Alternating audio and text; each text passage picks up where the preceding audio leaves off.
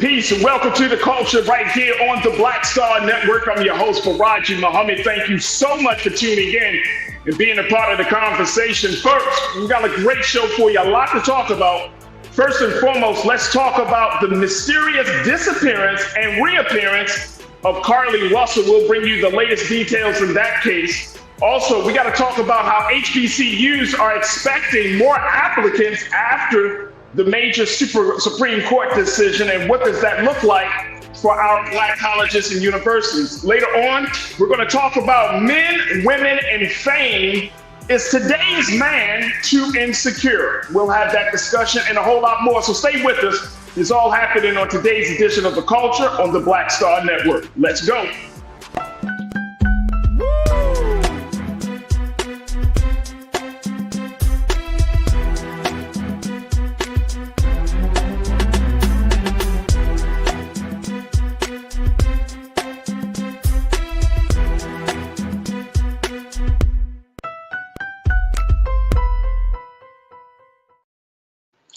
Peace and welcome to the culture here on the Black Star Network, folks, and welcome.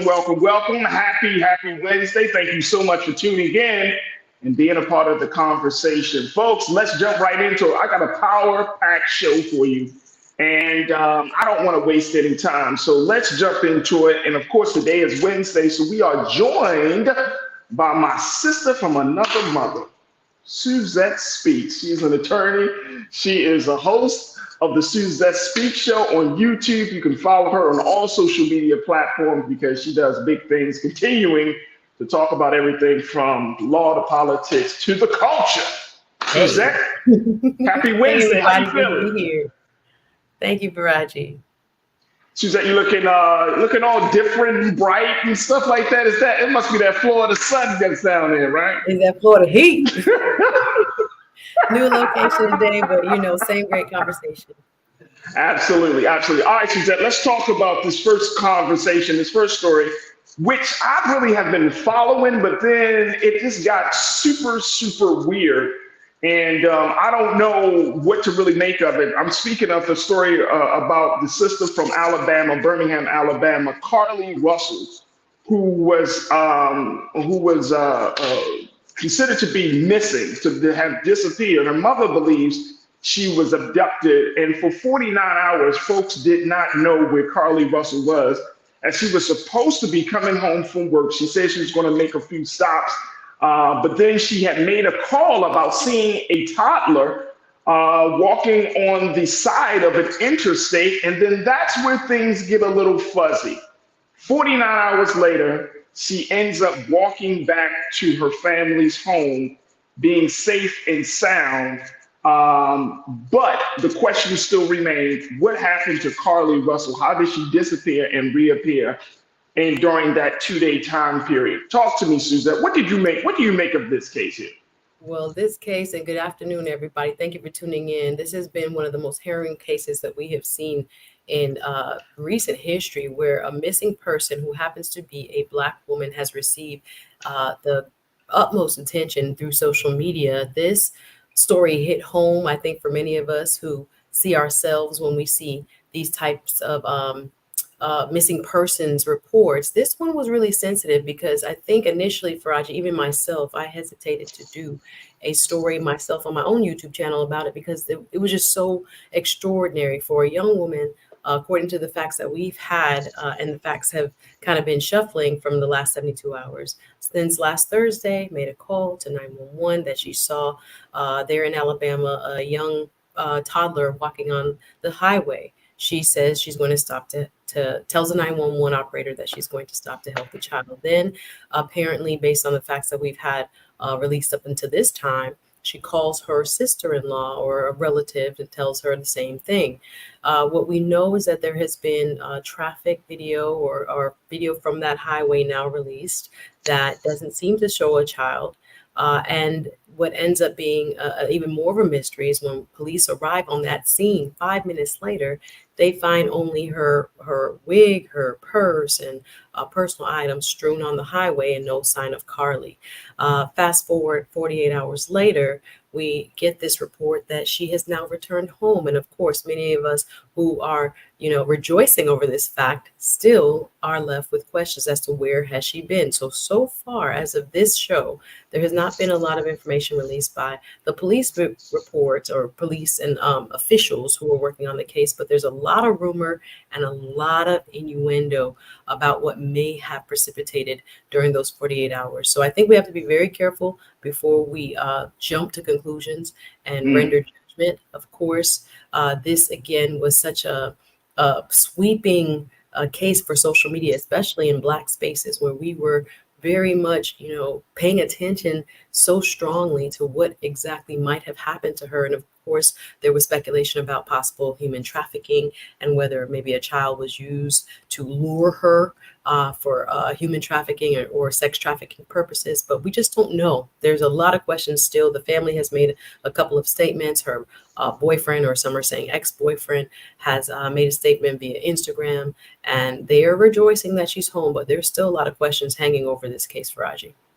There are a lot of questions. Let me just share with some of the reports that have come out around this case, Suzette. Let's check in with CNN on this piece, where the police have announced that they shared new details on this case about Carlee Nicole Russell after that call to 911 to report a toddler walking alone on the side of the highway. Here's what CNN reported. As investigators, and I'm looking at the second line, folks, as investigators try to piece together what happened in the approximately 49 hours Russell was missing, her mother has said she believes her daughter was abducted. Her mother said, quote, Carlee has given detectives her statement and hopefully they are pursuing her abductor. This is from Talitha Robinson Russell, said to a statement to CNN affiliate WBRC. She said she's definitely fought for her life. There were moments when she physically had to fight for her life, and there were moments when she had to mentally fight for her life. This is what she said on the Today Show. Investigators have not indicated whether they suspect foul play in Russell's disappearance or released details of her initial statement to police. Very quickly, before we take our first pause, Suzette, it doesn't connect the dots for me. Her mom thinks one thing, the police not disputing exactly what her mother is putting out there, but they're not confirming it either. So in a case like this, and her mother said that Carlee has talked to the detectives, but some things, the detectives are not releasing certain information. As an attorney, what does that speak? What does that say to you? Does that say that the police, that this may open up the conversation to the mishandling of this case, or police are still not sure, they don't believe her? What does that say to you? There are so many questions swirling around what you're pointing out, to the fact that, and again, this is purely speculation. We have to wait until we get authorities' comments on this. But if there was an attacker, if there was somebody who was at large, many people on social media and just throughout our news spaces are speculating, wouldn't the police have already made statements? Wouldn't the police have already put out a profile or said to be on the lookout or to warn the public if something like this was in fact what had happened? We just don't know. So I think that's what has raised the curiosity and speculation around this story. For us not to have any answers this far into the time period after she has already returned home, it just leaves us feeling kind of uncertain about what actually happened. Again, we prayed for her return. And again, we empathize with any family that experiences that type of disappearance and that, shock to their lives. But now that she's home, I think many of us who were vested in the story, myself included, want a little bit more clarity as to why, she disappeared and why we don't have a lot of the information coming out forthrightly. I don't say that, she's not to be believed. There's, all of this is alleged in terms of what may have happened. Again, there's been some leaks out of their police departments. Again, we don't want to dabble in rumor and speculation here, but it does raise your eyebrows and you want to know more. And it seems unusual that the police have not made any more direct statements thus far as to what exactly happened to her during the 48 hours where she had disappeared. Absolutely. Real Brooklyn, you checked in. You said that whole story just seems a little strange. Not sure what to believe. I guess everyone will have to wait until all the facts are told. This is the kind of story that will create so much opinions. Absolutely, bro. Absolutely. Look, we got to take a quick pause. When we come forward, we're going to talk a little bit more about this crew. I want to get your take on this as we're talking about the mysterious disappearance and reappearance of our sister Carlee Russell. Stay with us. It's The Culture here on the Black Star Network.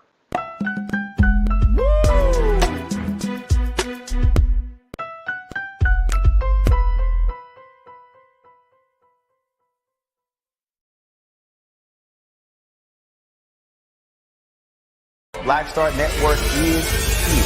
Oh, no punch! I'm real revolutionary right now. Thank you for being the voice of Black America. All momentum we have now, we have to keep this going. The video looks phenomenal. See, there's a difference between Black Star Network and black-owned media and something like CNN. You can't be black-owned media and be scared. It's time to be smart. Bring your eyeballs home. You dig? When you talk about blackness and what happens in black culture, we're about covering these things that matter to us, speaking to our issues and concerns. This is a genuine people-powered movement. There's a lot of stuff that we're not getting. You get it, and you spread the word. We wish to plead our own cause. Too long have others spoken for us. We cannot tell our own story if we can't pay for it. This is about covering us. Invest in black-owned media. Your dollars matter. We don't have to keep asking them to cover our stuff. So please support us in what we do, folks. We want to hit 2,000 people, $50 this month, raise $100,000. We're behind 100,000, so we want to hit that. Y'all money makes this possible. Checks and money orders go to P.O. Box 57196, Washington, D.C. 20037-0196. The Cash App is $RM Unfiltered. PayPal is R Martin Unfiltered. Venmo is RM Unfiltered. Zelle is Roland at RolandSMartin.com.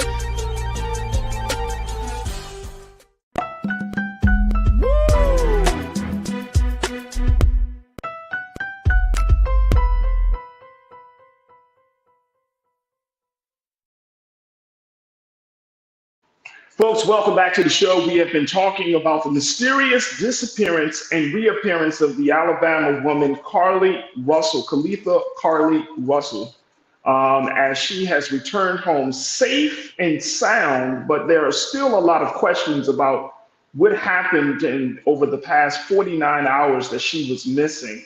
The police, of course, are still investigating this very, very interesting, mysterious case about a woman who said she saw a child on the side of an interstate. She made a call to 911 and letting them know about the situation and stating that she was planning to intervene. When the police showed up, she was missing herself and no child was there to be found. So there are still a lot of questions. I want to bring my sister Suzette back into the frame here as we talk about this, because the other part of what the mother said, I don't want to kind of overlook. She said Carlee had to fight for her life, which means to me, I mean, a mother would know her child and the ordeal that her child would go through. A mother wouldn't just say that just happenstance or just out of nowhere. So what it means to me is that whatever happened, Carlee, quote unquote, may have escaped something or someone in order to return home safely back on foot. And that sounds probable to me, Suzette. That sounds realistic. Now, I don't think that the mother just would say something like that. She had to fight physically and mentally. But if you're down or if you're missing for 49 hours and somebody says that about your return, that right there is a huge indicator to me that you may have just escaped a very tragic fate. Am I wrong in thinking that, you think? No, you're not, because again, usually police don't even move on a missing person until about 48 hours, right? Because adults can leave their circumstances and not, necessarily have been abducted. They tend to wait to make sure the person didn't leave on their own volition. And that's the real question here.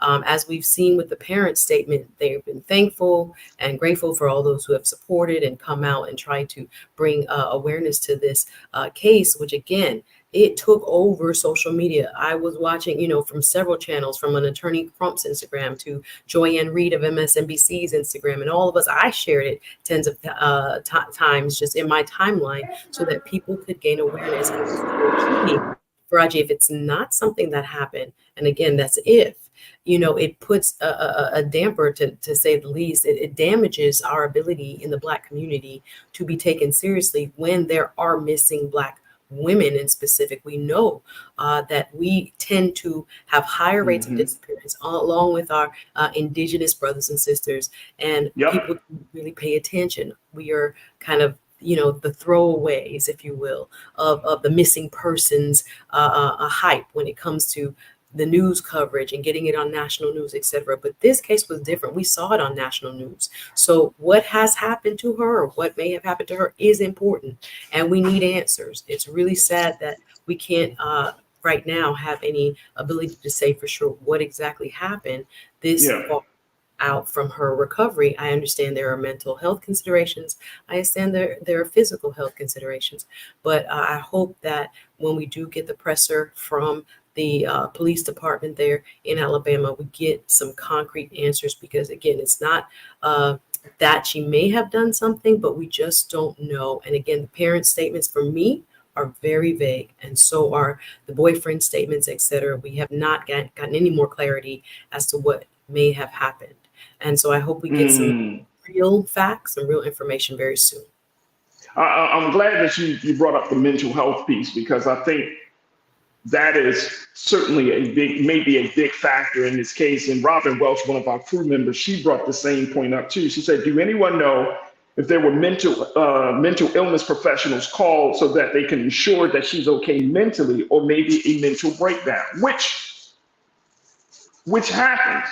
There was a case, and this case is still has reverberations here in Los Angeles, where a woman who experienced some mental health issues ended up, taking her car and putting her foot on the gas and running through a major intersection in South Los Angeles. She killed 5 people in the process of that.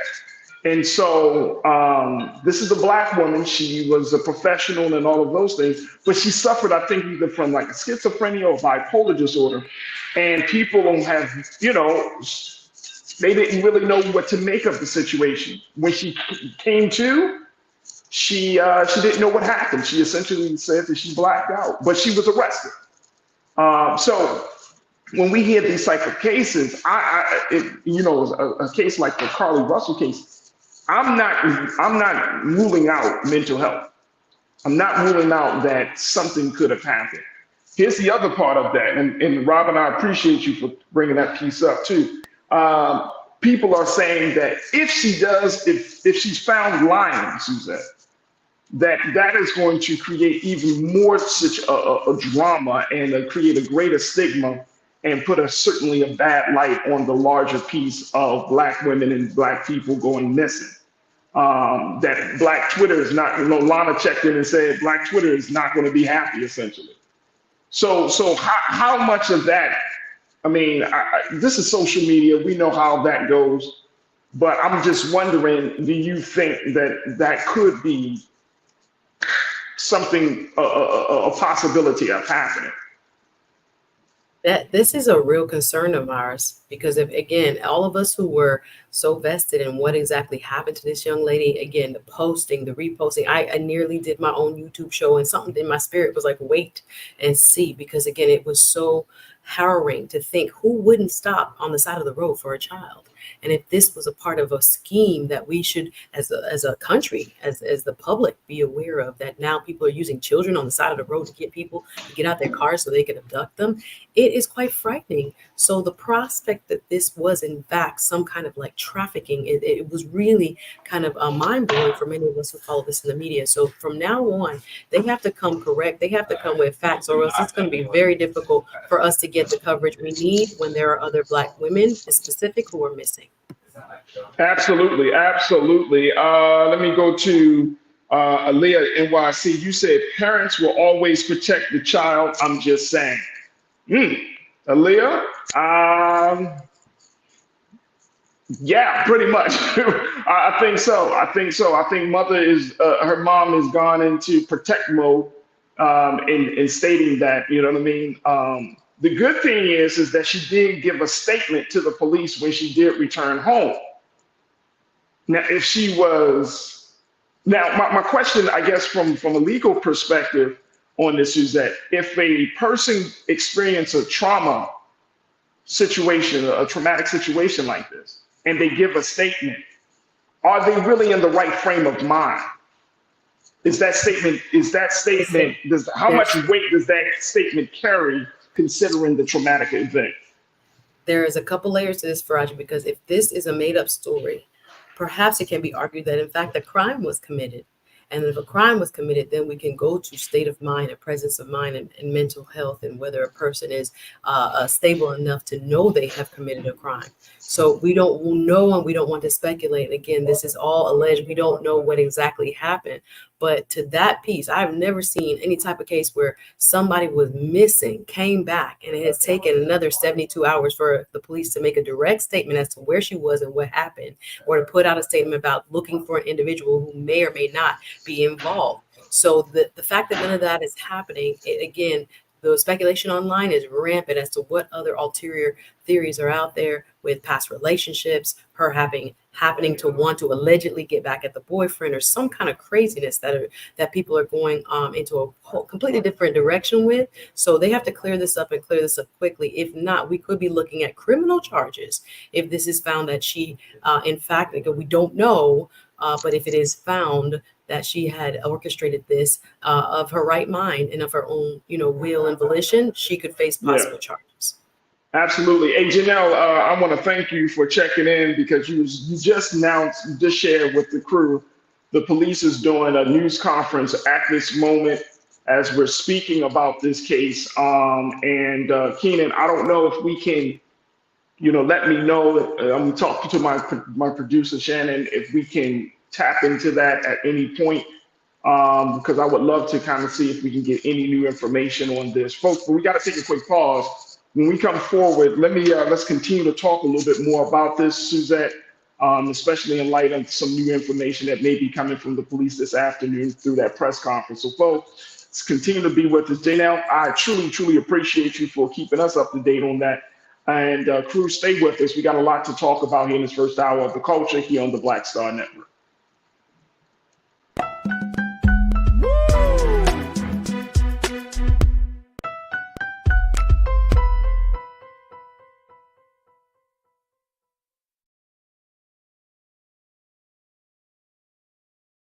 When you talk about blackness and what happens in Black culture, we're about covering these things that matter to us, speaking to our issues and concerns. This is a genuine people-powered movement. There's a lot of stuff that we're not getting. You get it, and you spread the word. We wish to plead our own cause. Too long have others spoken for us. We cannot tell our own story if we can't pay for it. This is about covering us. Invest in Black-owned media. Your dollars matter. We don't have to keep asking them to cover our stuff. So please support us in what we do, folks. We want to hit 2,000 people, $50 this month, raise $100,000. We're behind 100,000, so we want to hit that. Y'all money makes this possible. Check some money orders. Go to P.O. Box 57196, Washington, D.C. 20037-0196. The Cash App is $RM Unfiltered. PayPal is R Martin Unfiltered. Venmo is RM Unfiltered. Zelle is RolandSMartin.com.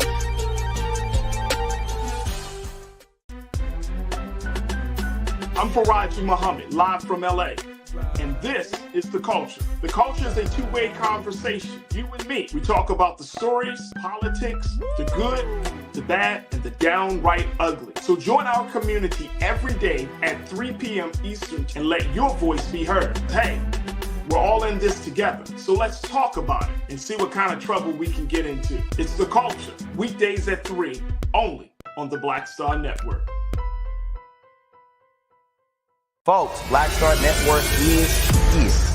Oh, no punching! I'm real revolutionary right now. Support this man, Black Media. He makes sure that our stories are told. Thank you for being the voice of Black America, Roland. Stay black. I love y'all. All momentum we have now, we have to keep this going. The video looks phenomenal. See, this difference between Black Star Network and black-owned media and something like CNN. You can't be black-owned media and be scared. It's time to be smart. Bring your eyeballs home. You dig?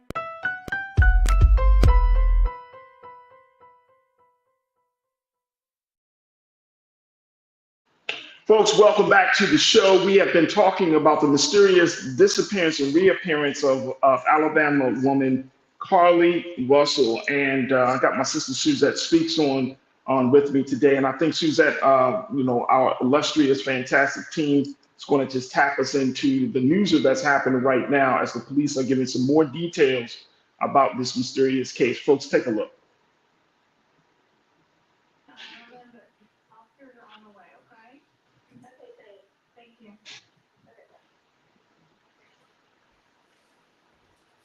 Carlee called a relative after Speaks' 911 call remains the only report of a child on the interstate, despite numerous vehicles passing through the area at that time.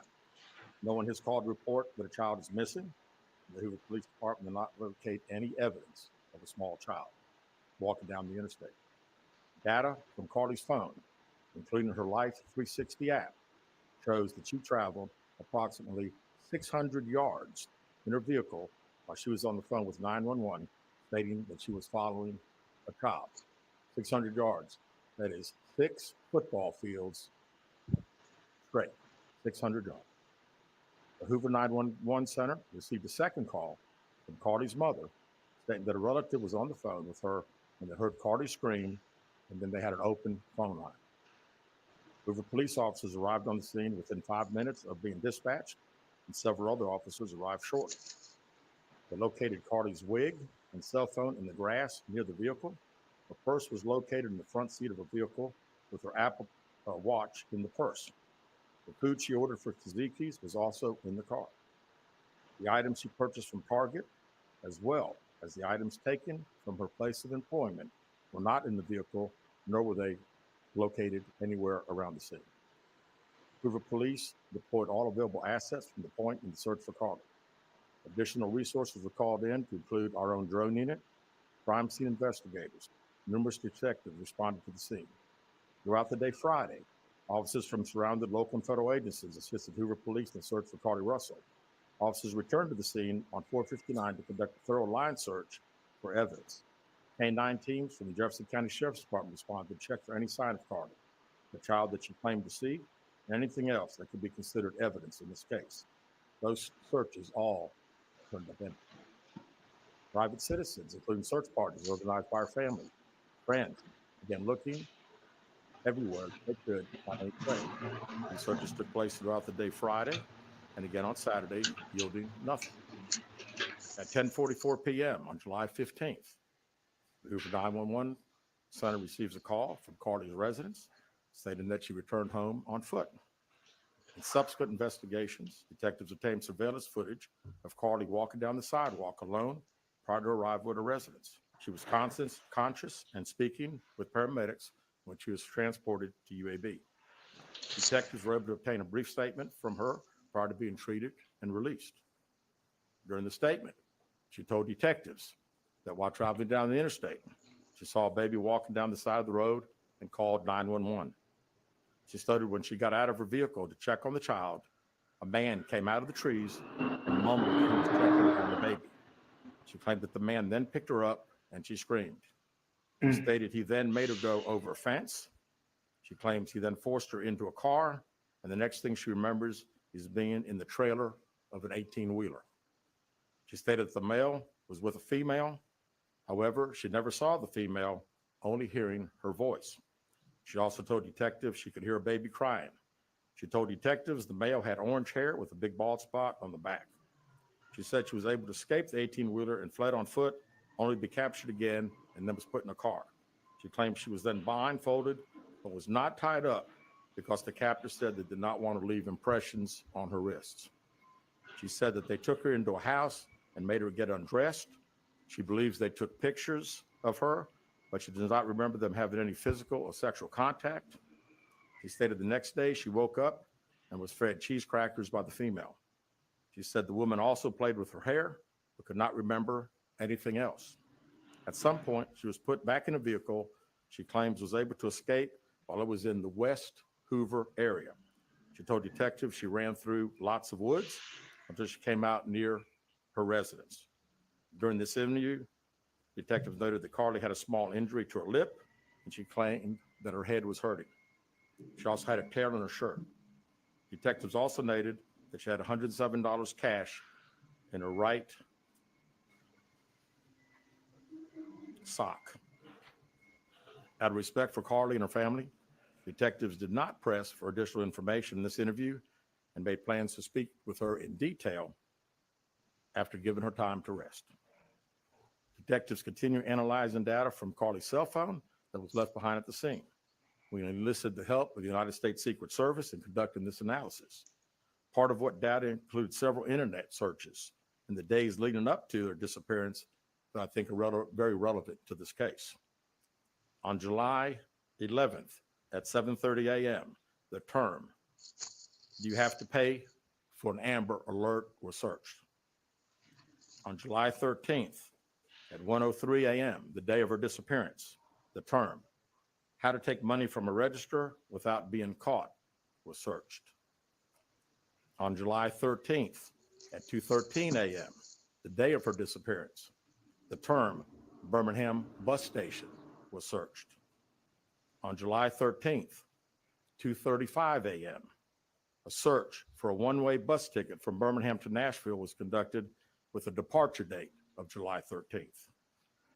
On July 13th at 12:10 p.m., a search for the movie Taken, a film about abduction, was conducted. There were two searches related to Amber Alerts on a computer at Carlee's place of employment, including one regarding the maximum age of an Amber Alert. There were other searches on Carlee's phone that appeared to shed some light on her mindset, but out of respect for her privacy, we will not be releasing the content of those searches at this time. We've asked to interview Carlee a second time, but have not been granted that request. As you can see, there are many questions left to be answered, but only Carlee can provide those answers. What we can say is that we've been unable to verify most of Carlee's initial statement made to investigators, and we have no reason to believe that there is a threat to the public safety related to this particular case. Thank you very much. With that, I'll open the floor for questions. Please raise your hand and I'll call on you. Cheryl. Chief, do you expect any charges against Carlee Russell in connection with the disappearance and in connection with what was taken from the Woodhouse spot? Right now, our focus is to determine those 49 hours, so the investigation continues. So to be perfectly honest with you, that hasn't even entered our mind or been discussed. One more question. Is it surprising to you that the family has not been cooperative in returning to be questioned? Well, I think the family has stated to us that they didn't think that in her mental state right now, because of trauma of the incident, that she's not ready to talk, is what we've been told. Correct, sir. Yeah. Question for Chief. You stated that the abductor had orange hair. Was this abductor black male? Was it female? Black female? White female? I believe it's a white male. Am I correct by saying that? Was it ever? Yeah, white male. is this alleged abductor yet on loose in the Hoover area? Don't believe so. Chief Brittany Jones at BBRC, has a toxicology report been done, and were any drugs or illegal substances found in her system? We have no report of that. Is any indication of mental illness in this case? Not that I'm aware of. There's been a concern in the community that if this turned out not to be a true story, that the next time a young woman of color was missing, that it might not be taken seriously. How would you respond to that? I'd respond to say that we investigate every crime to the fullest, just like we have this one. Was she traveling with anyone since, excuse me, was she traveling with anyone since the time she disappeared, to your knowledge? And not to my knowledge. Chief, I know you said you weren't able to verify a lot of aspects of the story. Where do you think she went, and how would you characterize what happened here? You know, that's the $100 question. You know, we pretty much know exactly what took place from the time she left work until she got on the 911 call, and we can see getting out of the car on the interstate from that footage. And after that, I think she only knows. We don't know. One quick follow-up. Her parents. Did you speak with Carlee's parents? And why do you think it is they were so adamant that there was an abductor? Yeah, I think parents are believing what their daughter's saying, and we've had a very good rapport with the parents, met with them on several occasions. I've talked to them today a few times, and to make them understand that we're under pressure from our community, not only in our community of the state, but nationally when the story hit. And I just wanted them to understand that today we were going to have a press conference, and what we were going to detail today are facts. And everything that I've told you today is actual facts. It's not innuendos. It's not what I think. It's not what these detectives think. It is the factual information that we have. How much time do you think you'll give the family before going back to Carlee for sentencing? Well, I think our detectives have talked to the parents, and we're ready. We're ready to talk as soon as she's ready. So, you know, she called right now. We're ready. One word to describe what went on. What would that be? How about unknown? You know, we know the facts that we have. Everything else is unknown at this time. What have the past few days been like for you, your department? This has been a stressful search, hasn't it? Well, absolutely. And again, the focus of the investigation that Thursday when she went missing, of course, the focus was to get Carlee home. That's what we want all. We wanted her safe and sound. And that's all happened. And then, of course, this has gotten to be not only a local state story, but a national story. So, you know, it's a lot of stress on everyone in the Hoover Police Department, and the mayor, to every citizen here. We want to know the truth. As you stand here, are you frustrated? I wouldn't say I'm frustrated. I'm very happy that Carlee's home. That was the main ingredient here. And then we'll figure it out. I promise you that. We'll end up figuring it out. Any idea about the number of manpower hours or the expense of the drones and all the rest of the search that might cost the city and the state and federal government? Yeah, we haven't had time to consider that, but it's you know, again, these detectives that are here, this is just a small group of people that have been associated with this case. We have put every available resource that we have on this case because we wanted to make sure that we found out everything. We wanted to get her home, and we have. Chief, was there any prior indication of mental health problems? Not that I'm aware of. Could you just expand on the people from the state, federal resources brought in? What were they doing exactly as you all were searching for her? Can you just expand on that? Sure. A lot of the from the FBI side, several agents helping us interview. I mean, as you well know, in a case like this, especially when it goes national, we got hundreds and hundreds and hundreds of calls, and when you get I'm just jumping in very quickly here, Suzette, because there are a lot of questions. And folks, there are folks in the chat, the crew members, who are like, this doesn't cut the mustard here about what could happen. And even you said, Suzette, and I was just taking a look, you said that the internet searches are damning. The internet searches I'm looking at it. Yes, sir. I just listening to this, and I'm going to go back and listen to the 911 call myself and what other information that are factual that are right now available to us, because right now what he shared, and if they were made on her devices, and I see Karina Denise, I see you, and I see you, Janelle Fields, and others in the chat saying that we don't know that she looked up these search terms. But again, if they're tied to any device that she owns, it does not look good or does not bode well as far as who possibly searched for those things if they were made from your personal cell phone or your personal computer.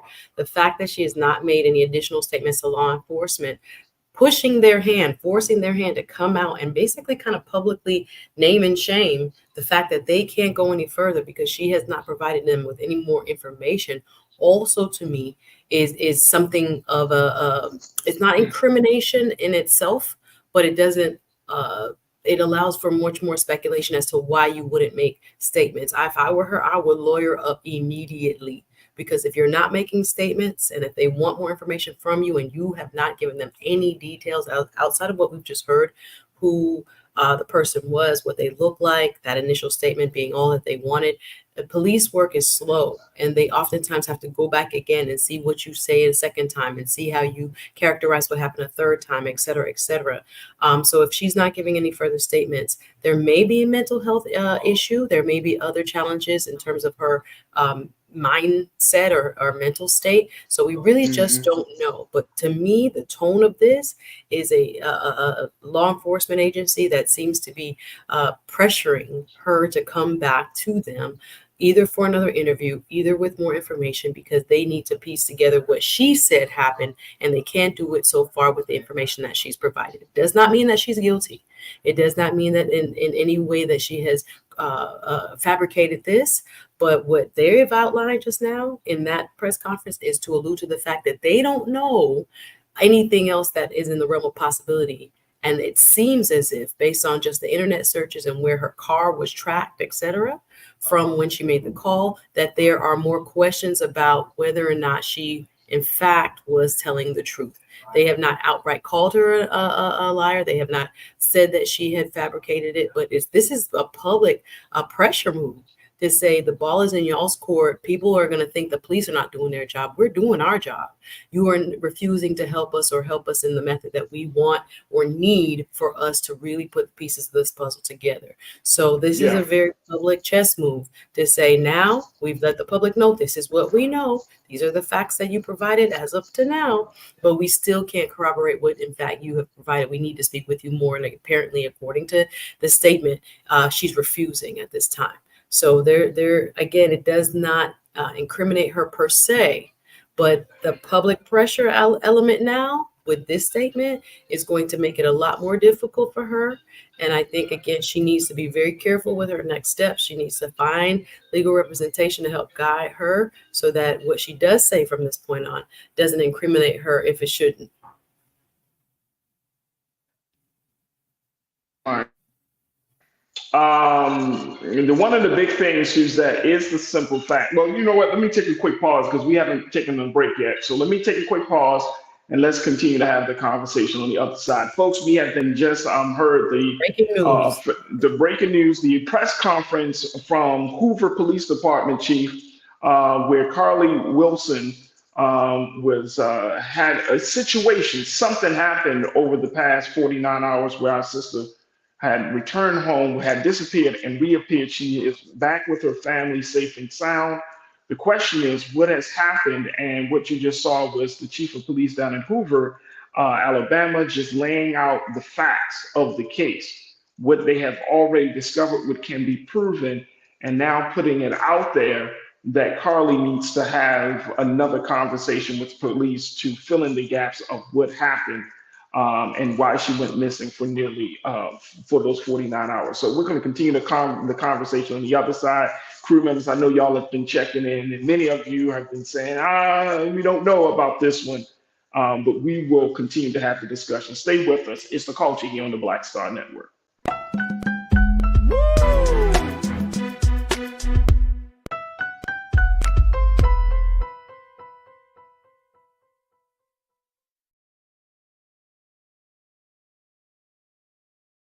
Folks, Black Star Network is here. Oh, no punches! I'm real revolutionary right now. Support this man, Black Media. He makes sure that our stories are told. Thank you for being the voice of Black America, Roland. Stay black. I love y'all. All momentum we have now, we have to keep this going. The video looks phenomenal. See, there's a difference between Black Star Network and Black-owned media and something like CNN. You can't be black-owned media and be scared. It's time to be smart. Bring your eyeballs home. You dig?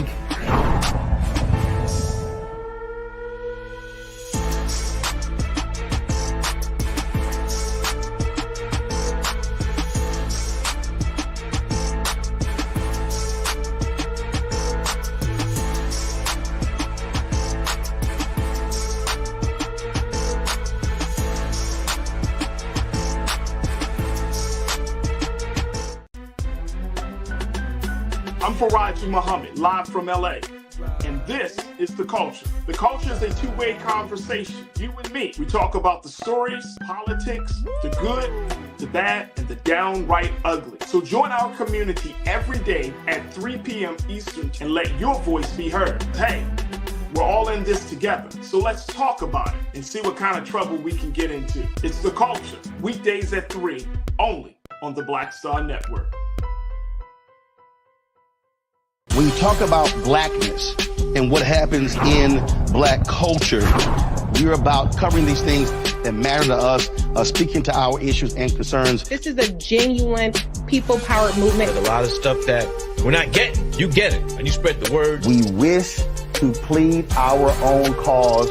Too long have others spoken for us. We cannot tell our own story if we can't pay for it. This is about covering us. Invest in black-owned media. Your dollars matter. We don't have to keep asking them to cover our stuff. So please support us in what we do, folks. We want to hit 2,000 people, $50 this month, raise $100,000. We're behind 100,000, so we want to hit that. Y'all money makes this possible. Check some money orders. Go to P.O. Box 57196, Washington, D.C. 20037-0196. The Cash App is $RM Unfiltered. PayPal is R Martin Unfiltered. Venmo is RM Unfiltered. Zelle is Roland at RolandSMartin.com.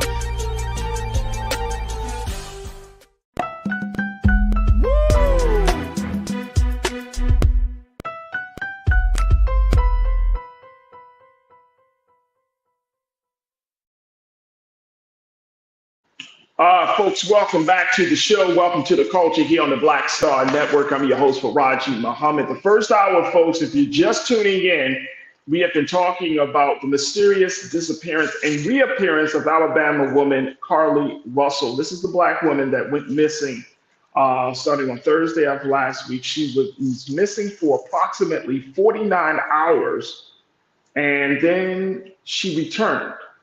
She was able to walk back home and be safe and sound. Now the police are trying to fill in the gaps as to what happened over those 49 hours. And more importantly, getting some more details from Carlee. Now, the police just held a press conference.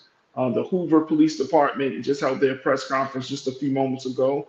And folks, I would invite you to check that press conference out on the replay of the show, where they just laid out all of the specifics, the details about the case, from everything from what they have acquired from camera footage to what they've acquired from the data from Carlee's phone and more details, and trying to put the pieces together as to what happened with our sister. Now, Suzette, you've been talking about the fact that she needs to lawyer up. She needs to make sure that she gets the representation. I'm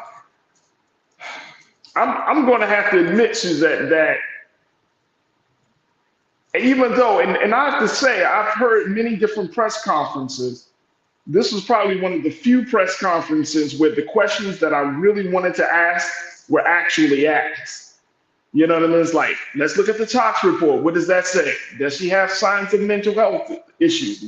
What do you say about that? The big question, if she's found to be lying, will this put a damper on future cases involving missing black women or black men?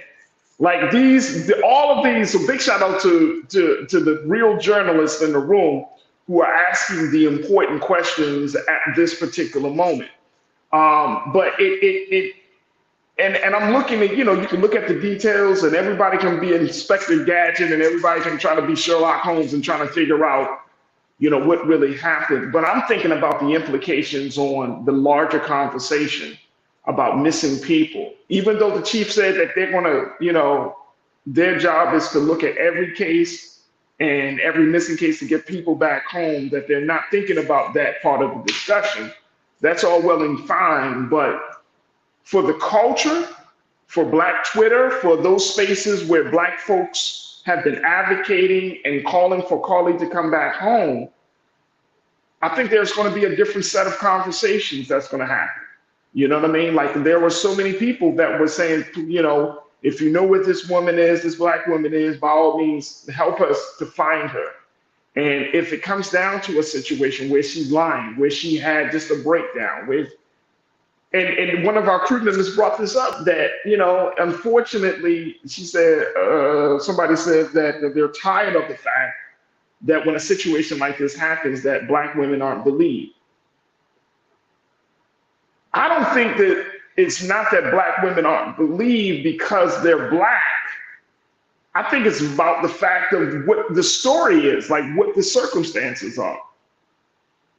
And it's wrong for us to assume that just because one person lied, that every Black person that goes missing or in some mysterious circumstance is lying too.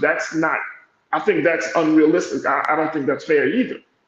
But it's just sad. I'm kind of like taken aback a little bit to hear these details from the phone searches to, she was abducted. She was put into an 18-foot trailer. She got out the trailer, ran through that. She was put into a car. She was fed cheese crackers. And it's like, whoa.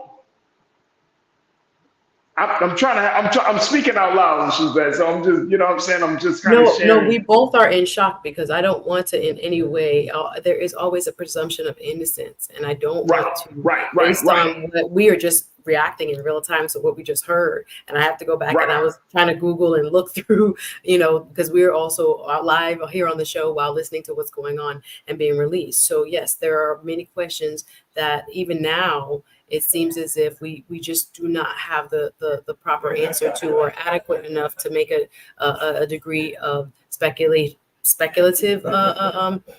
presumption or, to say that it is a fact what happened to her or not.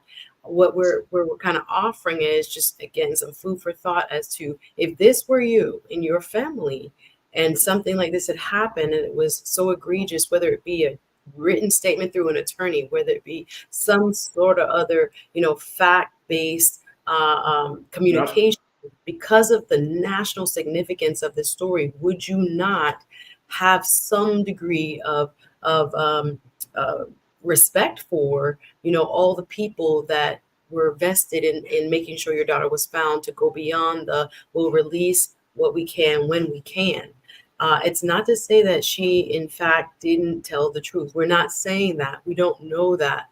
But I'm just saying this is a kind of chess move by the police department to come out publicly and say, up to this point, we've only had one opportunity and one statement given to us by Ms. Russell.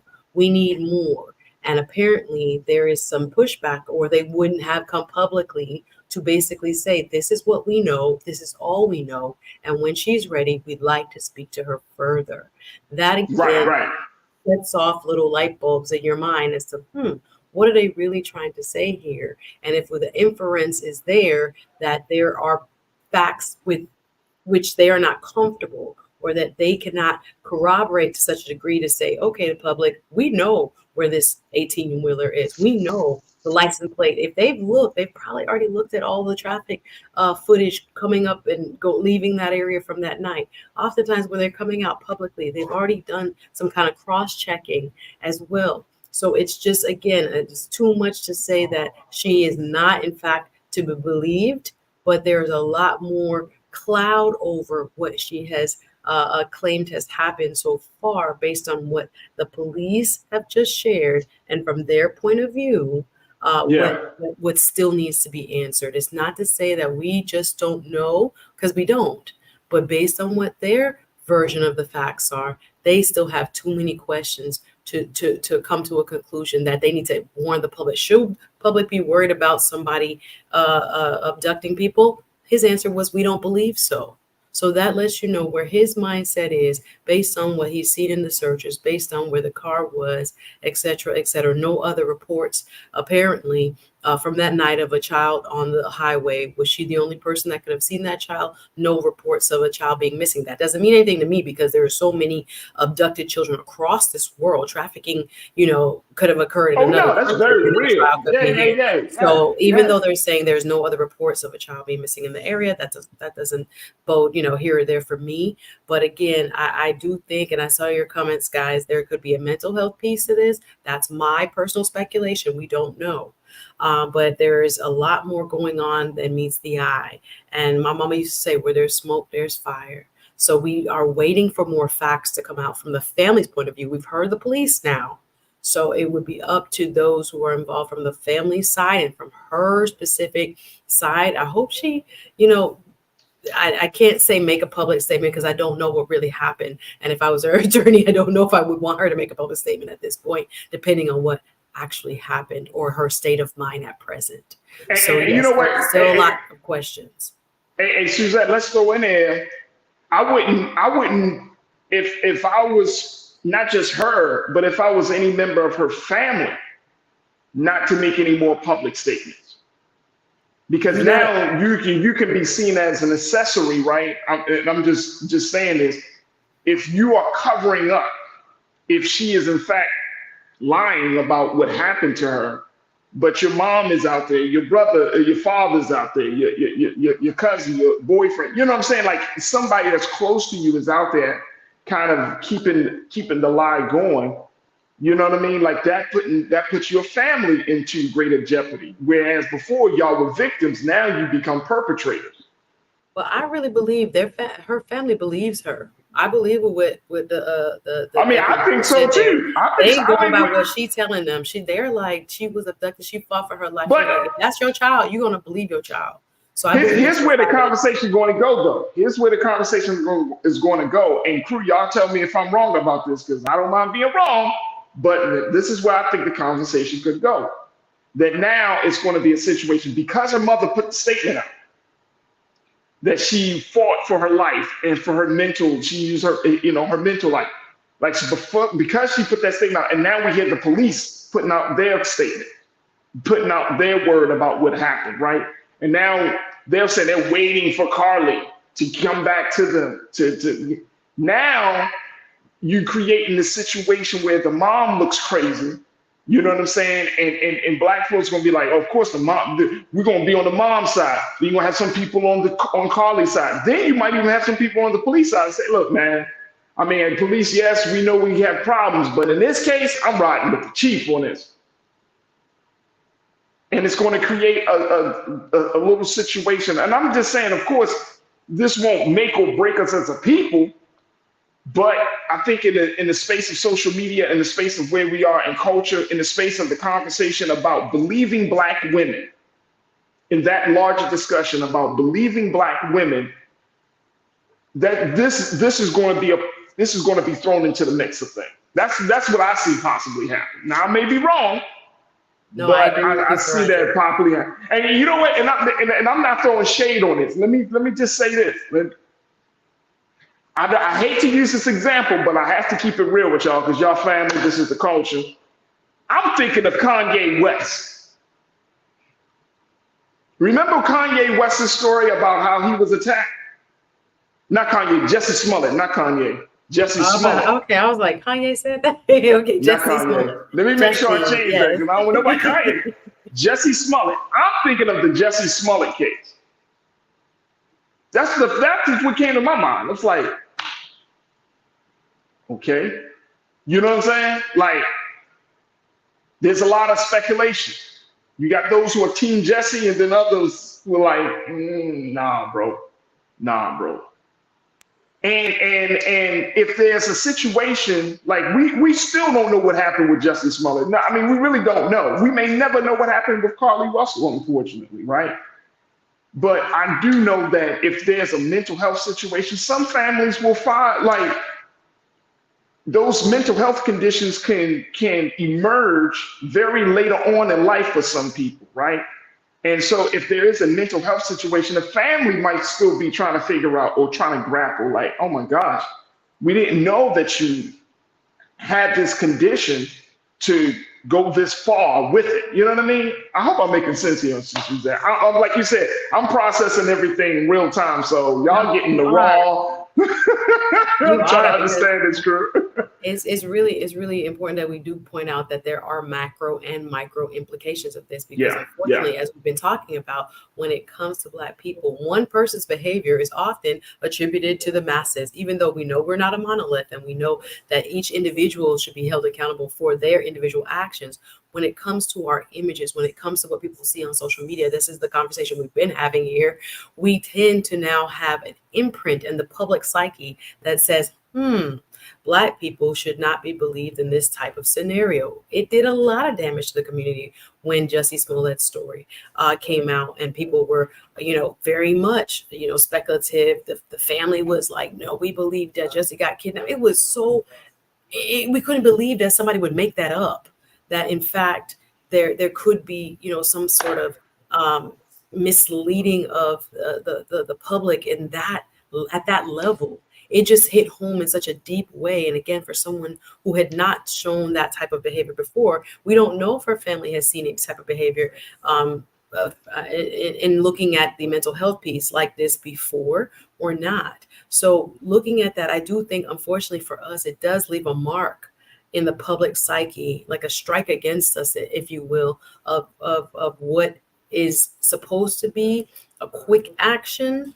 in terms of when there is a major issue in our community for someone who looks like us, versus we should wait and we should. It goes back to even, Farajii, how we think of each other and whether we believe in ourselves. And I can extrapolate it even to like politics and candidates. We don't really too much believe everybody and believe in everybody and their promises. And again, because you know what you said, it's a constant narrative that is pushed. Again, this could be 1 in a billion.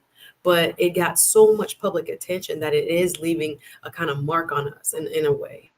And look, and here's the thing. I think that some of us, it may be a lot of us, I think people are in that space we don't believe because we've been lied to so much.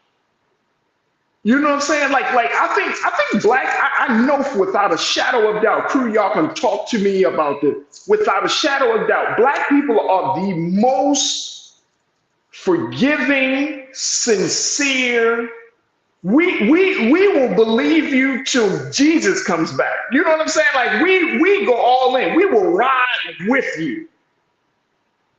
And I think after a while you get to hear so many lies, whether it's coming from people within the community or people outside of the community, that it's hard to. And I'm gonna keep it real with you, Suzanne. It's hard to believe people sometimes, especially. You like talk about the politician. Let's not even talk about that. You know what I'm saying? But it's because we've been lied to, and we have been, bamboozled and took under worthy circumstances, good names, good causes. And so it really is unfortunate. That's probably part of the trauma that we've experienced, that we don't believe each other because we've been lied to each other so often. And that's part of the healing that we will have to go through as a people, individually and collectively. So I think that's part of it. And social media just amplifies that. You know what I'm saying? Like on social media, you could put out a true statement and people are going to find a way to discredit what you have to say. People listen to this show, watch this platform. Some people will say, yeah, this seems like a trusted source. And other people, I don't know. You know what I'm saying? And that's just the space of our culture and the way we are when we're processing information, is that we're all trying to figure out what is the standard, like what is the standard bearer of truth in a time when lies are so rampant, right? People looking for the naked truth, but we are appealed and we fall in love with that well-dressed lie. You know what I'm saying? So the naked truth can be standing there like, no, I'm here, right here. But, the well-dressed lie is like, he blinged out. You know what I'm saying? He got the stuff on the wrist and he got something hanging. And That's just unfortunately the culture that we're living in. That's not just affecting Black people. That's, I think, affecting all of humanity at this point. That lies are told so much in this time, this day and time that we're living in. Damn, it is so hard. And I, you run the show, I do a show. It's so hard to try to present certain information to our people without somebody saying, you're lying. That's not true. Because what I saw, what I read, what I heard, and you be like, where you get your information from? We don't want to. It's hard. I think many of us want to believe people, but history and tradition has shown us that it's very hard to believe people nowadays. It's very hard to believe people. Look, I got to take a quick pause. When we come forward, Suzette, I want to take some of these comments from the crew. Stay with us, folks. We'll continue to have the conversation and the continuing coverage about our sister Carlee Russell right here on The Culture on the Black Star Network.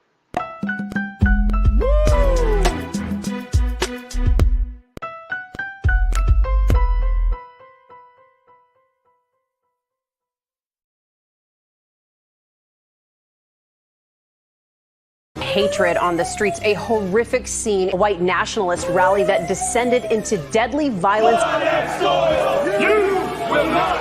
White people are losing their damn minds. As an angry pro-Trump mob storms the U.S. Capitol, we've seen We're about to see the rise of what I call white minority resistance. We have seen white folks in this country who simply cannot tolerate Black folks voting. I think what we're seeing is the inevitable result of violent denial. This is part of American history. Every time that people of color have made progress, whether real or symbolic, there has been what Carol Anderson at Emory University calls white rage as a backlash. This is the rise of the Proud Boys and the Boogaloo Boys. America, there's going to be more of this. Here's all the Proud Boys, guys. This country is getting increasingly racist in its behaviors and its attitudes because of the fear of white people. The fear that they're taking our jobs, they're taking our resources, they're taking our women. This is white fear.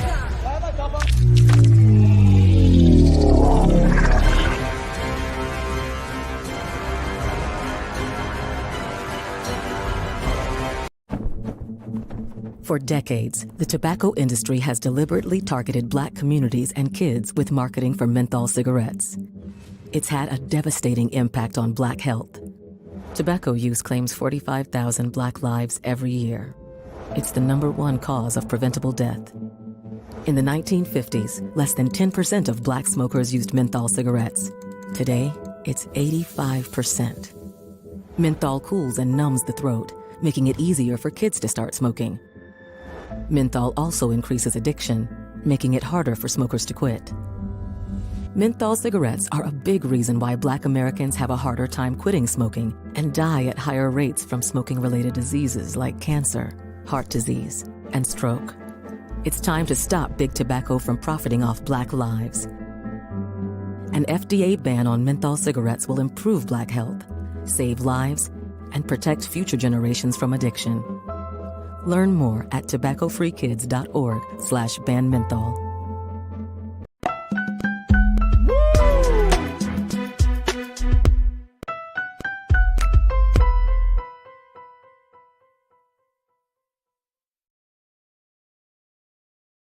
Folks, welcome back to the show. We've been talking about the mysterious disappearance and reappearance of Carlee Russell, the sister from Alabama that was missing for 49 hours, only to come back home to her family. Now the police have just had a press conference earlier this afternoon. We played for you majority of what that press conference said, what the police chief said in that press conference. But now it opens up a huge, huge Pandora's box about whether Carlee Russell was in fact lying about the situation or her being missing, like trying to connect the dots on this situation. So I've been talking to my sister Suzette, and of course with you, crew, to kind of get your take on this. All right, people have been checking in throughout this whole time. And look, folks, this is the nature of it. Let me tell you, this is the nature of the culture. Sometimes when things happen, you got breaking news stories and all of this stuff, and you just you got to process it. And I think that that's the beauty of having a space like this. And I'm happy that, once again, Suzette, you with me, because you can provide so much insight from the legal perspective and understanding how this process works, that we need to have that voice as we look at this situation. But let me just share what folks are saying here as we talk about truth and lies and all of that, because now this is going to be the big talk. Folks, if y'all don't know what's going to be the talk after on social media, this is going to be the talk. Whether Carlee Russell is telling the truth or whether she is lying about what has happened to her. Real Brooklyn, you said my side, your side, truth, and the side we want folks to know. I like it. Can I use that? Yeah, that's what we're looking at. You remember back in the day, Suzette, used to be there was your story, my story, and then there was the truth. It was like the 3 points of what happened in the situation. Now it's like all these other elements. Now they're full. And the fact we want you to know is that key phrase, real Brooklyn is right. Real Brooklyn is right. Yeah, absolutely. Red Rum Man, you said Black Twitter will solve this case in the next 24 hours. Maybe. That I don't mean to laugh, but that's real, because we have the internet. The internet is unforgiving. The internet. And Black Twitter apparently got its own private investigators. And I don't want to be at the other end of that. But yeah, they're going to find out. It's going to come out, I think, especially because people are in that police department with other facts that the deputy or the spokesperson did not share as of yet. People know more. And again, just what I've seen, speculation on social media about what happened. There's information that's out there that, again, only she can clear up. So we would really want to hear from her so that we can get clarity. And again, innocence is the presumption here. We're not saying that, she is, in fact, fabricated anything. There is no assumption of that at all, presumption of that at all. But with the facts kind of pointing in a direction that don't seem to show that what she said has been able to be substantiated, she alone can help detectives as well as the public understand more of what she says occurred, so that things can be corroborated in a way that kind of clears the air and clears her name. Absolutely. Let me go to Robin. Robin, you said true facts, Blacks forgive everyone, but ourselves and each other, we still need to have her back. Obviously, there's something going on with Carlee. Whites don't care. They always back each other. I'm going to just keep that one right there. Janelle, and I appreciate you, Robin. Janelle, you checked in and said, Farajii, Suzette, I was around during the Tawana Brawley debacle with Reverend Al Sharpton. The mainstream media crucified that girl, and ridiculed our community's concern about her. I remember that. That was the great case back in the 1980s. I was a little boy then in New York City. If y'all remember Tawana Brawley, one of the things that stuck out, this is probably one of the few cases, Suzette, that stuck out for me. And to know that situation didn't go down the way it was reported initially, where this Black woman was raped and beaten by white men, put in the trash can bags, feces was placed on her. I mean, it was a horrific case. All as a child, I remember hearing about this case. Reverend Al Sharpton, some would even go as far as to say Reverend Al Sharpton grew to national prominence from that case. Absolutely. Only to find out it didn't happen like that. I don't think this is and look, that's not Reverend Al Sharpton's fault. You know what I'm saying? Like, I'm sure he was pissed, to say the least. But when your heart is in the right place to try to help someone, you're not thinking about, whether they're lying or not lying. It's like somebody, giving money to people on the street. Some of us probably will, even go as far as to say, well, what you going to use the money for? Because if they say I'm hungry, you're like, oh no, I'll buy you a sandwich. Because we can't deal with the idea that somebody is going to get something from us for nothing and then lie in our face about the whole thing.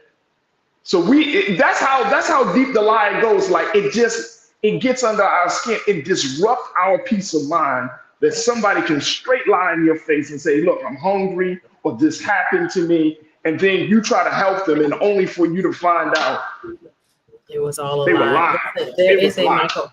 I hate to quote Michael Bolton. Y'all know Michael Bolton. How can I live without you, babe? That kind of song, right? He has a new song that talks about how you can't make no serious point and then start breaking out and singing Michael Bolton.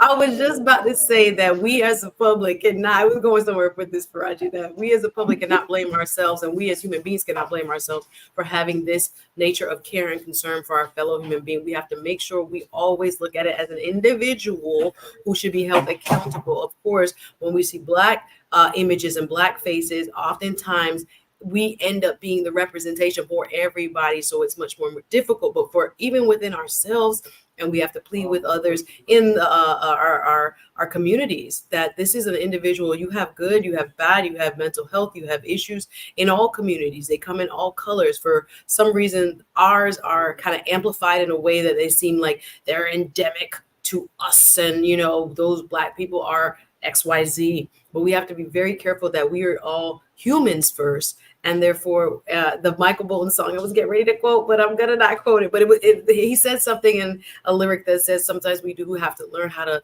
you know, love as if our heart hasn't been broken before, and care as if, you know, we haven't been damaged before. That is like a human journey that we're all on, whether it's in our personal lives, whether it's in our public spaces, whether it's with the news, looking beyond and seeing the best in someone, looking at someone and forgiving them, even if that is the case in this, again, we don't know, in this particular case, looking at the humanity of the person.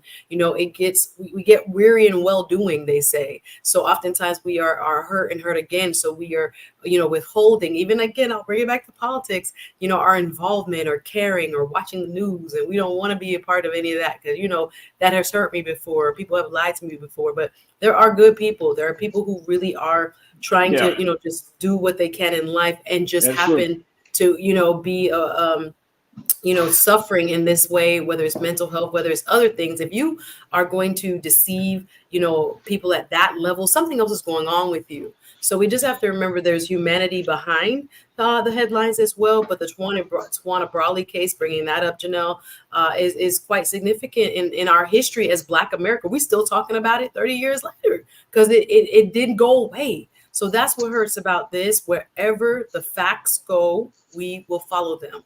But we're praying, again, we're always, I was rejoicing genuinely for her safe return. That was my fear, that she would, you know, normally in those type of cases, people are not found alive. So the fact that she came home, we are grateful for that. But also, I think it is owed to the public, those who have been invested in making sure a Black woman's case was not kind of, you know, ignored or swept aside. We were invested in this, and so we should have the answers to clear the air and to at least, you know, let us know the truth. I think that's what we need.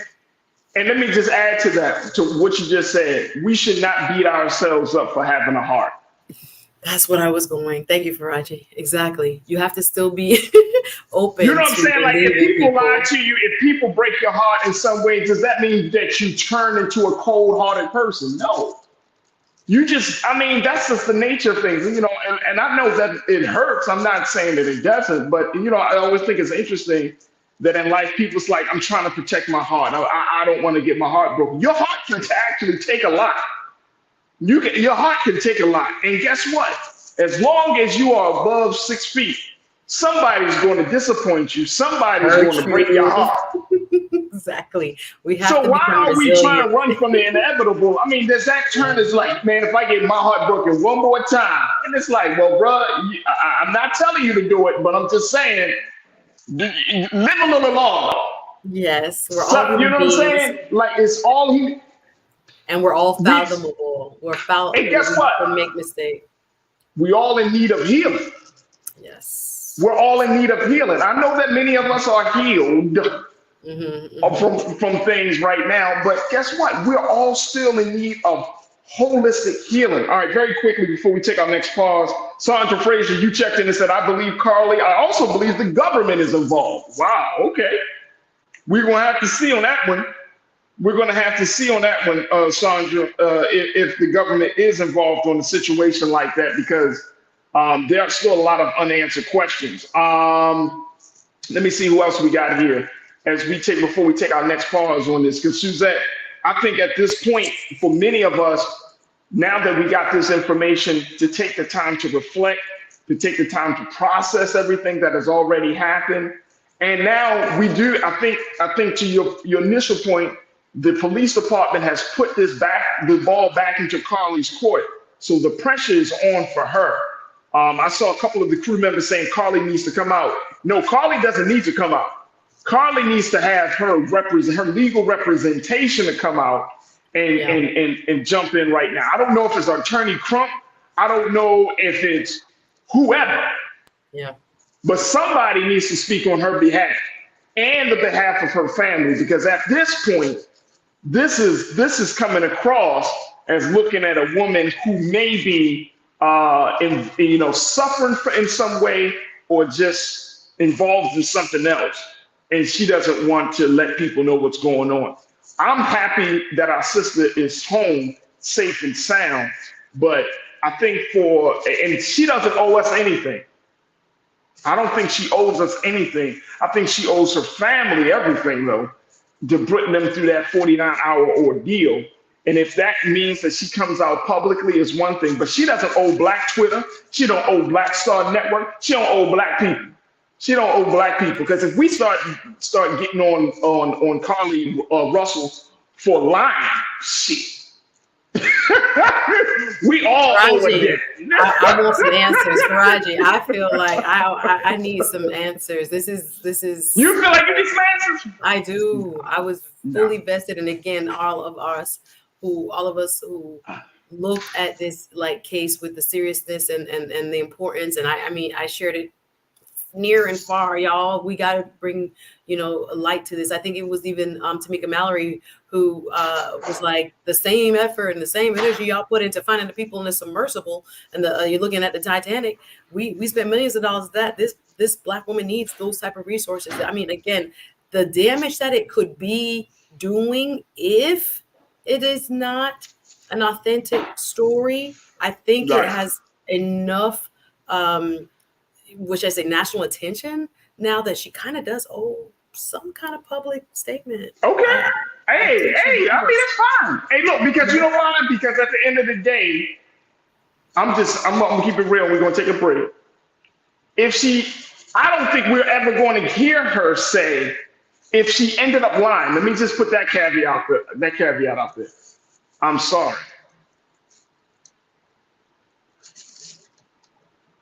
So what if she never says, I'm sorry? No, it's going to be a legal matter. If that's it's going to be a legal matter. But my point is, culturally, life doesn't stop for us. We just take it as, okay, all right, well, bet. It's like that. Okay, we know where she stands on that situation. And we just do the best that we can to ensure that another situation doesn't occur like this. If she is in fact lying, I can't emphasize this enough.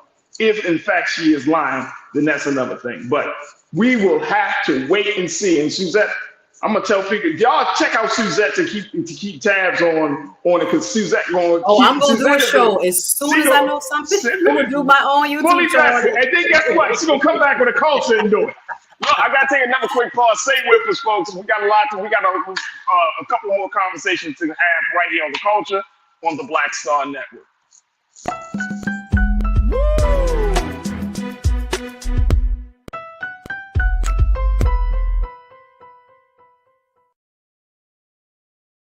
Pull up a chair, take your seat.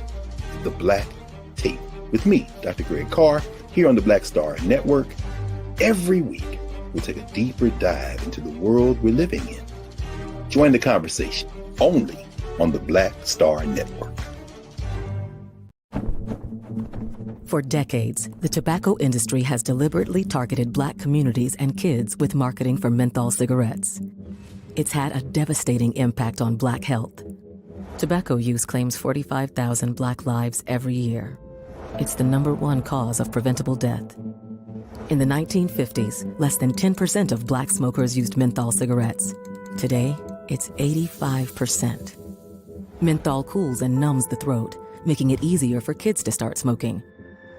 Menthol also increases addiction, making it harder for smokers to quit. Menthol cigarettes are a big reason why Black Americans have a harder time quitting smoking and die at higher rates from smoking-related diseases like cancer, heart disease, and stroke. It's time to stop Big Tobacco from profiting off Black lives. An FDA ban on menthol cigarettes will improve Black health, save lives, and protect future generations from addiction. Learn more at tobaccofreekids.org/ban menthol.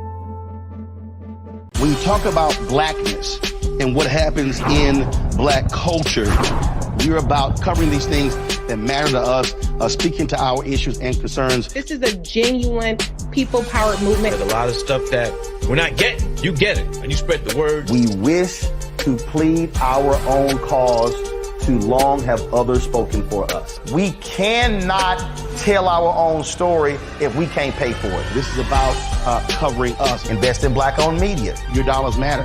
We don't have to keep asking them to cover our stuff. So please support us in what we do, folks. We want to hit 2,000 people, $50 this month, raise $100,000. We're behind 100,000, so we want to hit that. Y'all money makes this possible. Check some money orders. Go to P.O. Box 57196, Washington, D.C. 20037-0196. The Cash App is $RM Unfiltered. PayPal is R Martin Unfiltered. Venmo is RM Unfiltered. Zelle is Roland at RolandSMartin.com.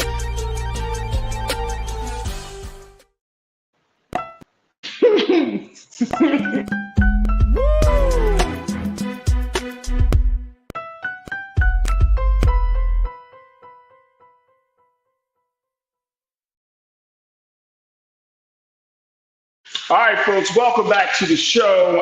Let's talk about something else that is happening across the country, and that is with our HBCUs. Now, since we all know that the Supreme Court of the United States has put out that very, very historic decision about affirmative action, and even to that decision about school loans, but more importantly, dealing with affirmative action and the reverberations of that decision on college admissions. Well, HBCUs have decided to step up as much as they can to try to fill in the gaps. There are a number of HBCUs that are expecting more applicants after the SCOTUS decision. Let me share with you the latest from The Root here, folks, where numerous HBCU leaders, take a look at this, numerous HBCU leaders believe there will be more applications from students in more welcoming environments that will allow open discussions about race during the college admissions process. And the president of Morehouse College in Atlanta, David Thomas, stated, if our applicant pool doubles, we could not double our student body without seriously compromising the quality of our education. Morehouse is expecting student applications to double over the next 3 years. Now, the president of Bowie State University, Anita Hawkins-Bro, said the institution may include an essay component to applications. Morgan State University admissions officials are also considering the use of essay prompts or letters of recommendation to prompt students to talk about race.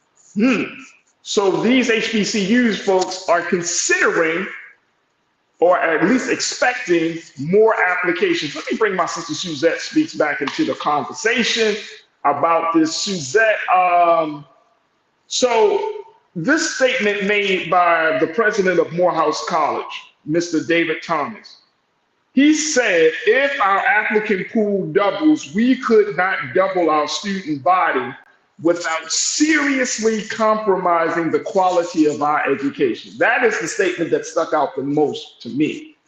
Because as much as there's been discussion, Suzette, about, oh, let everybody, push everybody to go to HBCUs. The HBCUs don't have the infrastructure as it currently stands to take in all of these new students. And if a lot of these HBCUs are expecting a double or even triple growth of applications, where are these students going to go? Yeah, there is going to be a wonderful shift, but a very challenging shift coming up in the next few years when it comes to college admissions. As we discussed here on the show, the Supreme Court has removed race as a factor in any college admissions, whether private or public, across the country. So now, where we've had Black students who may have been overlooked before, but qualified and ready, college ready and competitive, now we are going to see a decrease in the amount of Black and brown students at not only very top tier colleges, but colleges across the country. So here we have HBCUs who are ready, and I'm grateful that they're willing to fill in this gap, because there are going to be students that don't get into colleges, and also very high achieving students who will choose now to go to an HBCU. So HBCUs traditionally have served a gamut of students, right? From the very, very high and competitive, academically speaking student to the one who's almost using it as a safety net, right? Who could have fell through the cracks due to an inadequate high school and before then educational experience. So they have served as quite kind of a catch-all, if you will, for a long time. So now that we have the likelihood that there's going to be more Black students needing places to attend college, I'm grateful that places like Morehouse and others are preparing for such. But as you stated, when we look at the funding issues that we've had over the years with, all HBCUs not being created equal, when we look at the infrastructure that has been pretty much outdated for decades now in many HBCUs that have not received the grants and received the federal funding and the private support to update their facilities, to update classrooms with technology, et cetera, we're going to see a bigger challenge for them to meet this need. Although it is an opportunity for HBCUs, we also need to put pressure, especially when it comes to federal funding, on helping them to meet the need of students in the very near future. I'm going to go ahead and say it. I doubt if the HBCUs get the support they need within the next 2 to 3 years. It's very unlikely. I doubt it. Especially, like I said, a lot of these HBCUs are in southern parts of the country. A lot of southern states are under Republican control. It's not happening. It's not happening. Now, if we're expecting to wait on the mystery God that somebody is going to some of the benevolence of Republican governors or state lawmakers are going to just release some funds to support Black colleges in the midst of a SCOTUS decision that is based on a conservative, a super conservative majority on the court. Y'all like how I put that? That's not happening. We're going to have to go to private funding. Remember Lou Rawls? We're going to have to go to private funding. We're going to have to go to alumni funding. Same. Alumni, any type of private big business, Black business owners who want to see people. I think they said Diddy promised and delivered. I was at Jackson State. He donated $1 million, I think, when that ain't nothing, Suzette. I'm sorry. That ain't nothing. I'm so sorry. But every that little is bit nothing, man. I get it, but see, that's the problem. Because look. I know I'm about to lose some friends. I don't want to hear, y'all know how I feel about celebrity culture at this point in my life. I don't want to hear you giving $1 million for this, but you spend $2-3 million just on a vacation. Well. And then be like, what? I ain't got the money for that. Because $1 million to an infrastructure, a school that has had dorm issues, maintenance problems, building infrastructure issues, and all of that. I mean, man, that could be spent in the next 2 months. I'm gonna be honest, in 2 to 3 months, that could be gone after you pay people and get a couple of repairs done here and there. You know what I'm saying? Like there has to be, and certain people, and I'm saying certain celebrities, if you're going to put some real money behind the situation. Don't be like, $1 million, and then we see you stunting and flossing all over the place. Like it just doesn't vibe well. You know what I'm saying? And I'm not putting it all on that on celebrities either, because I don't expect them to carry us through to the promised land. But what I do expect is for us as people who have gone to HBCUs, who have benefited from HBCUs, whose communities have been uplifted and have been made better because of HBCUs, those are the folks that have to sustain these schools. You know what I'm saying? Like those are the people that should be responsible for the welfare of these schools. you know, and not I don't care if expecting. it comes from a celebrity. I don't care if it comes from a small dollar donation. It could be coming from anywhere. I'm just saying, like, I don't go. I mean, I'm going, Susan. I you know, go ahead. I mean, there's a lot of celebrities that put people through school that we don't know about. I mean, say what you will about, and that's true. That's true. I mean, they have given scholarships. You know, there are people from Nicki Minaj to the infamous Bill Cosby who were putting people through college. Like, But see, that's a different effort to me. Pardon me? I was just saying that's a different effort to me. Putting somebody through school is one thing. Building the school for future generations and creating a sustainable revenue outside of the traditional revenue, that's a whole different thing to me. You know what I'm saying? No, like, yeah, you can put somebody needed because the same tuition fees going right to the school to pay for the top faculty, to pay for building improvements and capital improvements, to pay for equipment for the sports teams. To me, you can do both, but I hear what you're saying. The ask that is going to come from public folks, Black and white folks, who believe in the mission and know that we have to have a fail-safe campus around this country, or campuses around this country where students can go.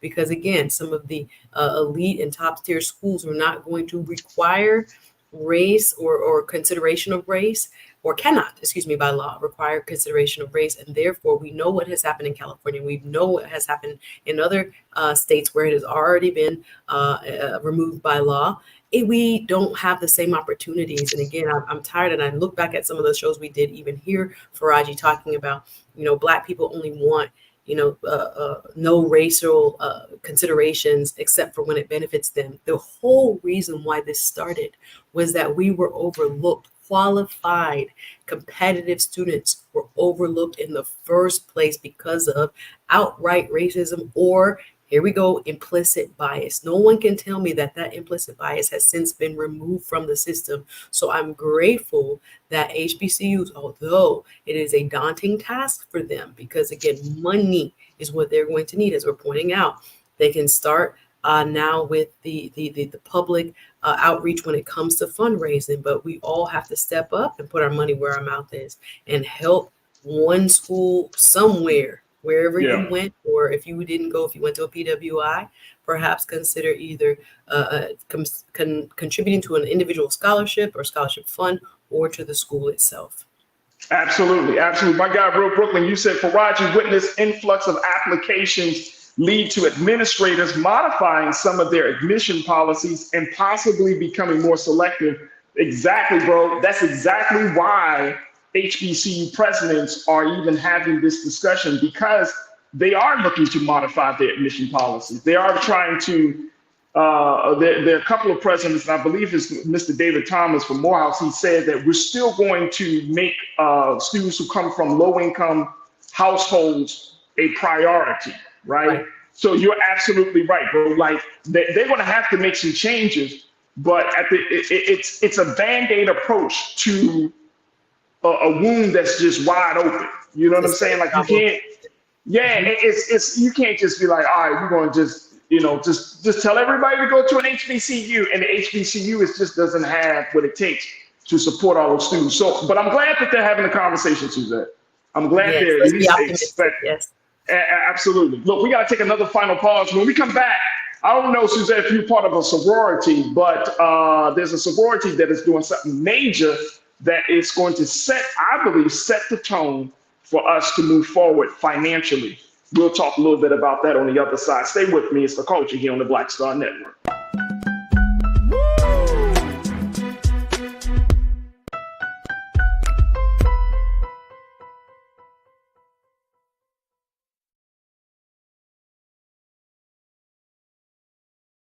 Pull up a chair, take your seat. The Black Tape with me, Dr. Greg Carr, here on the Black Star Network. Every week, we'll take a deeper dive into the world we're living in. Join the conversation only on the Black Star Network. Black Star Network is here. Oh, no punch! I'm real revolutionary right now. Thank you for being the voice of Black America. All momentum we have now, We have to keep this going. The video looks phenomenal. See, there's a difference between Black Star Network and Black-owned media and something like CNN. You can't be Black-owned media and be scared. It's time to be smart. Bring your eyeballs home. You dig?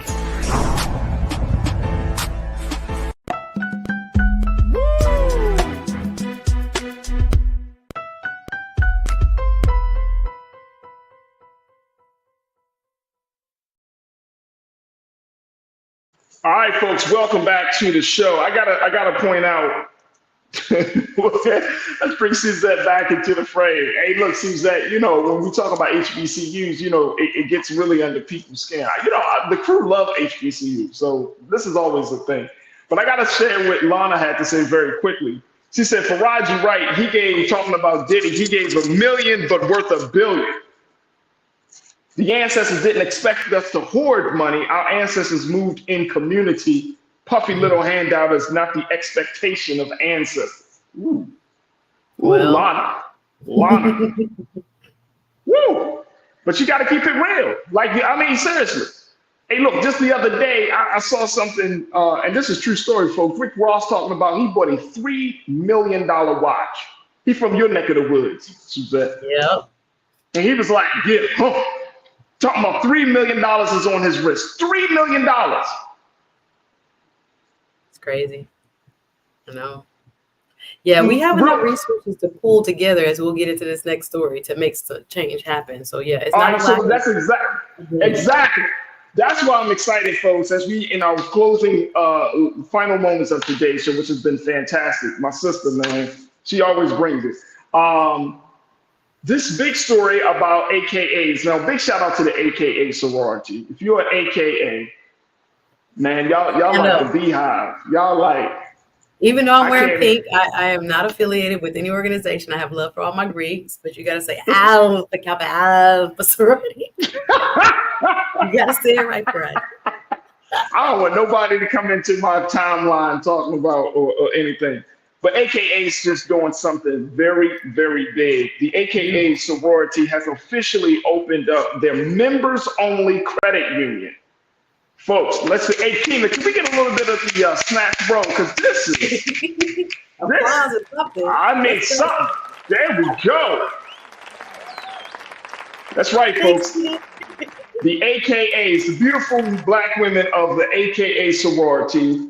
The credit union is called FMO, for members only. It was created to foster greater financial prosperity for women of color and AKA members. Take a look at this, folks. This is absolutely phenomenal. It celebrated its grand opening last week and is the nation's first sorority-based financial institution to be owned and led by Black women. The FMO membership will be available to the nearly 500,000 AKA members across the globe, as well as their immediate families, sorority staff, and employees of the credit union, per the report. The National Credit Union Administration will charter, insure, and regulate the FMO operations. Big shout out to the AKAs for doing it like that. That's exactly what we have been talking about, and more importantly, what we need, Suzette, for them to open up a credit union, even though it's members only. Even though it's for members. 500,000 people. It's huge. As Roland Martin says, follow the money, right? Follow the money. Yes. P. Jackson says, ski with my soul. Come with it. Right. So big shout out to that. But no, this is the reason I brought this up is one, because it's fantastic news, but very quickly for two, this goes to show you the power of unity and pooling our resources. They say they've been working on this plan for years, Suzette, years. And let me just tell y'all, as much as we talking about opening a school, opening this, opening a bank is a very, very long, arduous process, because you have to make sure you get, federally insured, the FDIC and all of those agencies have to make sure that you are a credible institution to regulate people's money. And so to get this off the ground, even as a credit union, Because you don't necessarily, people don't always go to banks now. We handle our money in a lot of different ways. This ain't 30, 40 years ago. So for us to have a federal credit union of this magnitude owned and operated by Black women, where Black women are the members, where their families are a part of it, man, this is so good for the culture. I can't wait to see more conversation. And I'm surprised. I came across a story. This thing was all the way down. Nobody's talking about the fact that this could be a sign. If AKAs can do it, what's stopping the Alphas from doing it? The Kappas from doing it? What's stopping any other Greek organization from doing this level of engagement for our people? All right, Suzette, you got the final word on this. What's your take? Yeah, I want to say congratulations again. The movement of money and the power of the collective, as you pointed out, is what this shows. This is an exemplar for others, whether they be sororities and fraternities, or whether it be other organizations that step forward to help us to use our money. Remember what the credit union does as well. It takes the money that we depositors and banks that do that as well, and lends it to the community. So the type of loans they'll be able to give, whether it's for individuals and houses and car loans, as well as for business loans, it can have a huge imprint on the financial landscape. So congratulations, ladies. I know we're out of time, but now, the gauntlet has been thrown down for others to follow their example. This is huge. Congratulations. Absolutely. There it is. Get the money, Dang, baby. let's go. Boom. There it is, right there. So big.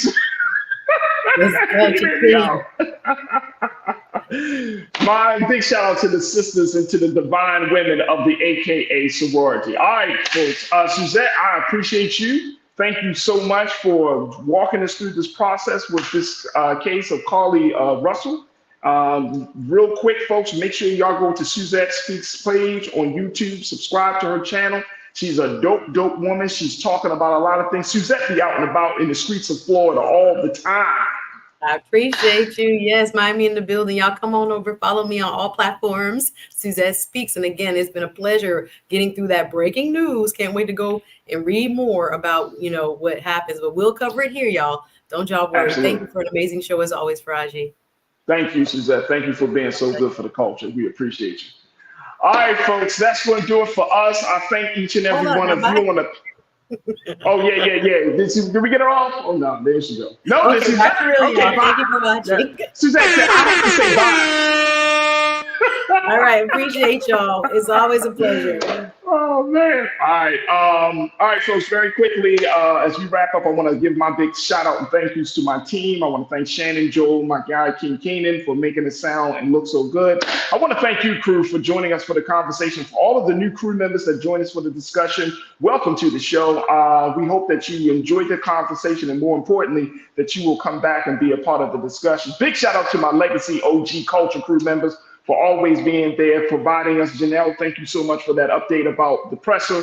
We truly, truly appreciate you. That's exactly why we have this show. We cover down to make sure that we have the conversations in a very big and engaging way. Folks, go to blackstarnetwork.com. Show your support for this Black-owned media space. We need your financial support, but along with that, we want you to share the information, download the app for free on all of your devices, and certainly follow us on all social media platforms. Again, that's Black Star Network. Black Star Network. Who's that guy? Oh, wrong. There we go. Boom. There we go. You can find all of the past passions of the culture on the website and so much more. BlackStarNetwork.com. Also, you can follow me on all social media platforms at The Real Farajii on Instagram, Farajii on Twitter, Farajii on Facebook, and so many other. Just tag my name. And I would love to connect with you. All right, that's going to do it for me. Stay tuned. Up next is Roland Martin Filtered, 6 p.m.